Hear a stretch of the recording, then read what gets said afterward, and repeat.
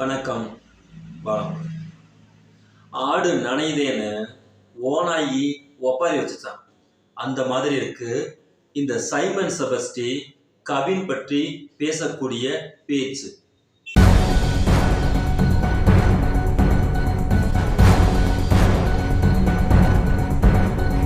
ஆணவ படுகொலை, ஜாதி திமிர் படுகொலை அப்படிங்கிற ஒரு செய்தி நாலு நாளா எல்லோருடைய இதயத்தையுமே உறைய வச்சிருச்சு. அந்த அளவிற்கு ஒரு கேடுகட்ட காட்டு மிராண்டித்தனமான ஒரு செயலை ஒரு காட்டு மிராண்டி செஞ்சு முடிச்சு இன்னைக்கு சிறையில் இருக்கான். கோரிக்கைகள் மிகுந்த அளவுக்கு மதிக்கப்பட்டு இன்னைக்கு அந்த குற்ற செயலில் ஈடுபட்டிருக்கக்கூடிய அனைவரையுமே கைது செய்யப்படக்கூடிய சூழ்நிலைக்கு எல்லாமே அந்த வேலையில மும்முரமா நடந்துட்டு இருக்கு. வழக்கு சிபிசிஐடிக்கு போயிருக்கு. அது ஒரு பக்கம்.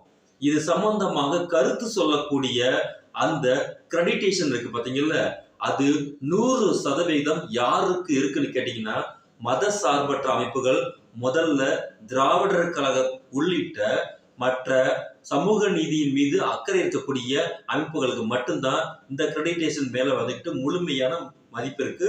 அவங்க மட்டும்தான் அதை எடுத்துக்க முடியும். இதை விட்டுட்டு இந்த கேடுகட்ட பொறுக்கி கும்பல் இருக்கான் பாத்தீங்களா, இந்த சைமன் செபஸ்டி மாதிரி ஒரு கேடுகட்ட ஒரு ஒன்னா நம்பர் பொறுக்கி தரங்கட்ட பொறுக்கி இருக்கான் பாத்தீங்களா. முந்தானைத்து காமராஜருடைய ஜாதி சங்க மாநாட்டுல போய் உட்கார்ந்துக்கிட்டு காமராசருடைய ஜாதியை பற்றி சிலாகித்து வந்த கேடுகட்ட அயோக்கியன் இந்த சைமன். இவன் எத்தனை விதமான அந்த தென்பகுதியில் இருக்கக்கூடிய ஜாதிகளை புகழ்ந்து பேசி அங்க இருக்கக்கூடிய ஜாதி தலைவர்களை அப்படியே கன்னத்துல மெதுவா தட்டி கொடுத்த மாதிரி பேசிருக்கக்கூடிய ஜாதி வெறி பேச்சுக்கள் எவ்வளவுக்கு எவ்வளவு இருக்கு அப்படிங்கிறத நாம இன்னைக்கு வரைக்கும் மறுக்கவே முடியாது. இவனுங்க ஜாதிக்கு தமிழ் படுத்தக்கூடிய சொல் தான் குடி என்கிற சொல். அந்த சொல், அந்த குடி என்கிற பெருமை எல்லாருக்கும் வேண்டும் அப்படின்னு சொல்லிட்டு முதல்ல கிளப்புனவனுங்களே இவனுங்க தான். அப்போ எந்த அளவிற்கு இவனுங்க ஜாதியின் மீது வம்மம் பிடிச்சு போய் அலையிறாங்க அப்படிங்கிறதுக்கு உதாரணம் தான் இந்த கும்பல் உருவாக்கி இருக்கக்கூடிய கேடுகட்ட கடைசி கள்ளிசடை தான் இந்த சுர்ஜித்ங்கிறவன். அந்த ரேஞ்சில் இருக்கும் போது இன்னைக்கு பெரிய உத்தம புத்திரங்க மாதிரி அப்படியே நீலி கண்ணீர் வடிச்சுட்டு இருக்கானுங்க. ஐயோ ஜாதியை, இந்த ஜாதியினால எந்த அளவுக்கு கொடுமை வந்து விட்டது அப்படி இப்படின்னு ஒப்பாரி வச்சு தள்ளுறாங்க இந்த திருட்டு பய கூட்டங்கள் எல்லாமே. நான் என்ன கேட்கிறேன்னா, பார்ப்பானை வைத்து பஜனை மடம் வச்சு வழக்கம் என்ன சொல்றது, ஒவ்வொரு ஃபங்க்ஷனையும் நடத்துறவன் எவன்?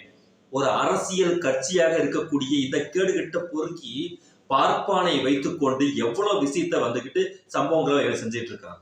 பார்ப்பனியம் மட்டும்தான் இந்தியாவில் ஜாதியை நிலை நிறுத்தியது அப்படின்னு மனு தர்மா சொல்லுது. அந்த மனு தர்மத்தின் அடிப்படையில் ட்ராக் 2 பிரிஞ்சு அது ஒரு பெரிய விஷயமா ஓடிட்டு இருக்கிறதா வாஞ்சிநாதன் சுவாமிநாதனுடைய பிரச்சனை ஓடிட்டு இருக்கு. அதுவும் எங்க வந்து நிலை நிறுத்தி இருக்கு பாருங்க. அந்த பார்ப்பன அந்த வெளிநோக்கம், உள்நோக்கம் இல்ல, அந்த பார்ப்பனிய வெளிநோக்கத்திற்கும் திராவிடத்தின் குரலுக்கும் இருக்கக்கூடிய பிரச்சனை ஓடிட்டு இருக்கு. அது வேற விஷயம். அப்ப இந்தியாவை பீடித்திருக்கக்கூடிய நோய் எதுன்னு கேட்டீங்கன்னா ஜாதி.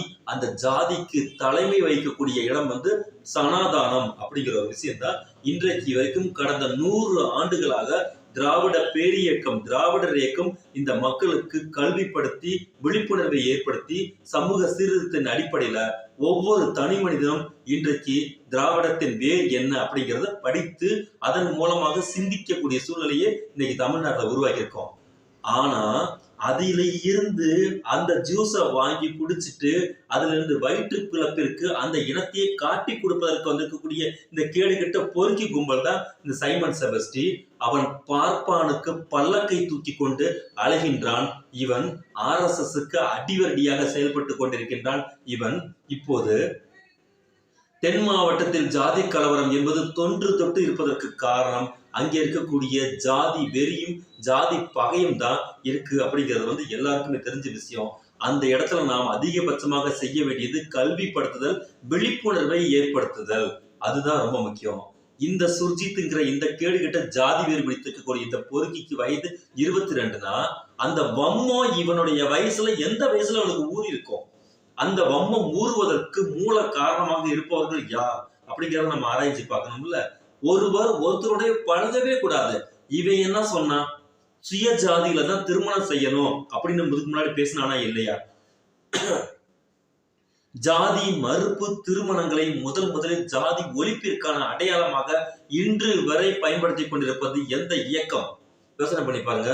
திராவிடர் இயக்கத்தை தவிர மாற்று இயக்கம் ஏதாவது ஒன்று சொல்ல முடியுமா?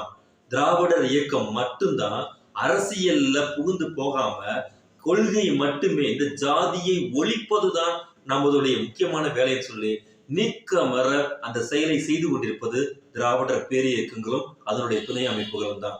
அப்போ இவங்க சத்தம் இல்லாம செய்து கொண்டிருக்கக்கூடிய விஷயத்த சத்தம் போட்டு செய்யக்கூடிய இந்த கேடி கும்பல் அதன் மூலமாக நமக்கு என்ன வருமானம், என்ன ஆதாயம், எதன் மூலமாக வாக்குகளை பறிக்கலாம்ங்கிற கேடுகட்ட எச்சத்தனமான வேலையை இவங்க செஞ்சுட்டு வழக்கம் போல இவன் பாடக்கூடிய பழைய பல்லவி இருக்கு பாத்தீங்கல்ல, அதுதான் திமுகவை ஒழிப்பது என்கிற பல்லவி.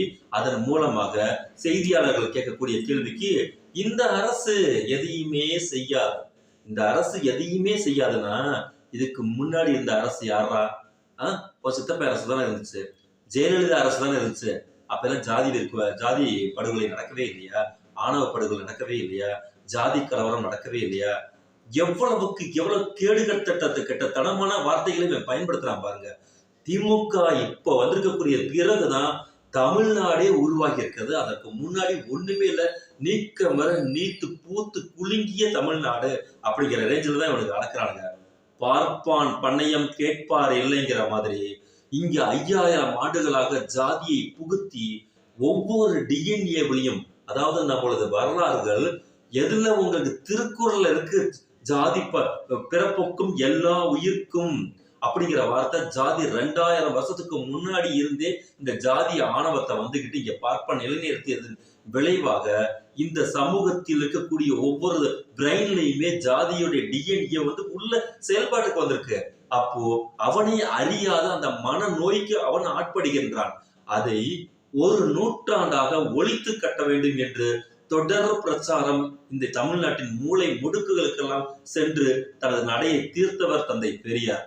அதன் அடிப்படையில இன்னைக்கு ஒவ்வொரு மனிதனும் சிந்திக்கக்கூடிய பக்குவத்தை அடைந்திருக்கிறார்கள். இந்த பொறுக்கி சொல்றான், அண்ணல் அம்பேத்கரை நான் ஏற்றுக்கொள்ள மாட்டேன் நேத்து தான் சொன்னான், மராட்டியராகத்தான் ஏற்றுக்கொள்வேன் நேத்து தான் சொன்னான். இங்கே இருக்கக்கூடிய அயோத்திதாச பண்டிதர் தாத்தா ரட்டமலை சீனிவாசன் தான் நான் ஏற்றுக்குவேன்னு சொன்னா, அவர்கள் எல்லாம் திராவிட பதம், திராவிடன் என்ற ஒரு சொல் இலக்கணத்தை சொல்லியிருக்கிறார்கள். அதை மறுப்பான். ஆனால் தனக்கு வசதியாக யார் யாரெல்லாம் எந்தெந்த இடத்தில் கருத்துக்கள் சொல்லி இருக்கிறார்களோ அதெல்லாம் எடுத்துக்கொண்டு வந்து ஊடு சரடா நம்ம கிட்ட விடுவான்.